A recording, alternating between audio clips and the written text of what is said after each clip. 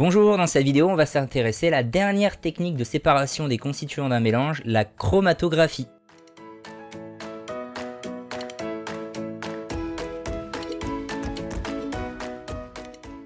Alors là encore, normalement, la vidéo sur la chromatographie de 2-3 minutes, dont la qualité est un peu moyenne, mais on pouvait voir vraiment visuellement ce que donnait une chromatographie, elle explique déjà pas mal de choses.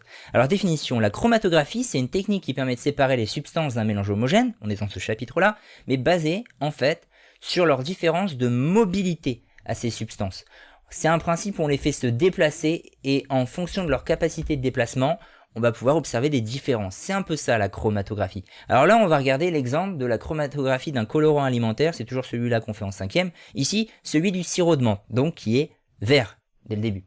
Procédé, on dépose sur une plaque, donc une plaque dite de chromatographie, sur laquelle on a tracé au préalable, on peut le voir en image, un trait. Il faut tracer un trait, alors pas tout en bas, à quelques centimètres du bas. Et une fois qu'on a tracé ce trait, qu'on va aussi appeler la ligne de dépôt, eh bien on va justement venir déposer une gouttelette seulement, faut pas en déposer beaucoup, juste une gouttelette de la substance que l'on souhaite analyser. Donc ouais, la chromatographie c'est vraiment plus un procédé d'analyse. C'est pas comme la distillation où on va séparer pour récupérer, là on sépare mais plutôt pour analyser. C'est plus à ça que sert la chromatographie, à l'école et dans les entreprises notamment. La plaque elle est placée dans un bécher, comme on peut le voir, dont le fond va contenir une substance. C'est elle qui va permettre la migration du colorant, le fait qu'il se déplace, c'est grâce à elle. On va mettre ici la migration, ou le déplacement du colorant. Et cette substance, elle porte un nom, c'est écrit ici, on parle d'éluant. Alors pour des colorants alimentaires, un mélange eau plus sel, ça forme un bon éluant pour faire migrer les substances.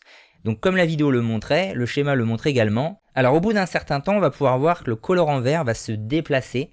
Pourquoi? Parce que l'éluant, il va être absorbé par le papier, il va remonter par capillarité, c'est ainsi qu'on dit, il remonte, et en remontant, on va avoir deux colorants qui vont commencer à apparaître, un jaune et un bleu. Ça va nous prouver justement que le colorant vert, c'est un mélange de deux colorants, le jaune et le bleu. Et pourquoi ils se séparent? C'est pas parce qu'ils ont des couleurs différentes uniquement, c'est parce qu'en fait, ils vont avoir une capacité à se déplacer différente tous les deux, à cause de l'éluant.